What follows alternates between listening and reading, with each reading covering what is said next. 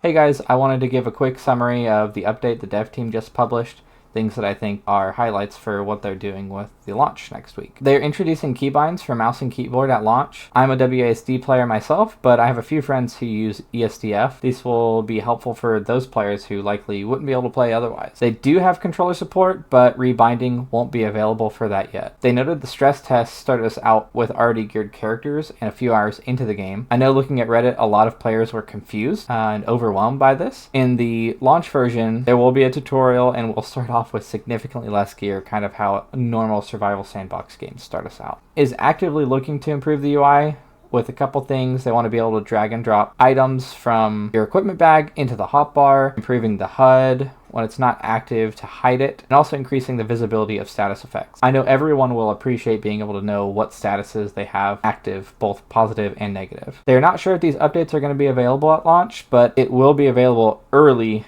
after launch for sure. They noted some minor gameplay and graphical bugs they're also working on. At launch, Nightingale will be available on Nvidia GeForce Now. If you're not familiar with GeForce Now, it's a gaming service that allows users to stream games from the cloud without the need for high-end computers. This will make the game more accessible for people who don't have super great PCs. They talked a little bit about Vault. These are basically dungeons or instances that players can go through and complete puzzles, defeat enemies to get rare materials. Accessing vaults happens in a few ways. Some realms have portals that will take players to what they called regular vaults. These are available to the party that's with you within a realm. They also talked about Apex vaults and how they're accessed from the endgame player hub called the Watch. Apex vaults always end in a boss fight, which we got to see in the IGN video. Apex vaults seem to have a party finder option, but only when you access them through the Watch. If you don't want to use the party finder system, you can use realm cards from your home realm, but note that this does use up realm cards, but this opens up the ability to do these endgame boss fights solo or with a small party. They also noted the difficulty can be set with these cards, but they are geared to 4 to 6 players. Definitely know a few guys that are up for the challenge of doing these solo. It seems like going to the Watch will probably be a good idea if you want to save up your realm cards though, or if you just want to meet some new people. There are some changes they are doing for launch. The minor realm cards are now usable within a realm via a transmuter found in the realm. Playing these immediately initiates the effects of the cards without needing to reload. Noting here that only one minor card can be in effect at a time, so there might be some good strategies here actually on playing one card to spawn a lot of enemies and then playing another card to buff up your party. I was really surprised to hear that at launch there will be 50 minor cards in the game. They also noted that once you leave a realm, playing the same realm card can take you back to the same realm. Or if you want to get a new realm, you can choose that option as well. Realm revisits are tied to the character who played the realm cards initially, so if you want to return to a previous realm, make sure you remember who spun that up in the first place. They are introducing what's called player cards that when crafted will save the realm that they were crafted in. These cards can be given to other players, and when they use those cards, they will be taken to the realm in which they were crafted in. They noted that if you give someone this card to your home realm, they will have full access and can destroy things. So make sure you trust who you're giving the keys to your home to.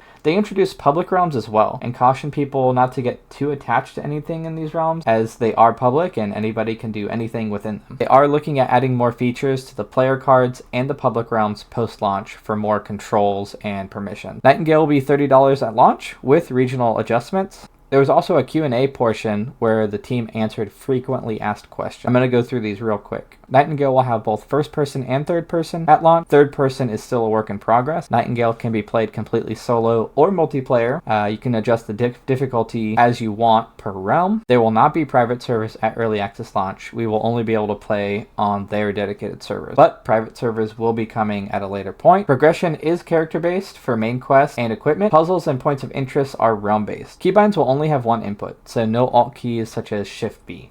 I am super excited for Nightingale launching next week, and I'm really happy about how open the team is with their plans and how responsive they are to feedback. That's it for today's video though. If you want to see more Nightingale content, subscribe and don't forget to like. We'll see you guys next time. Take it easy.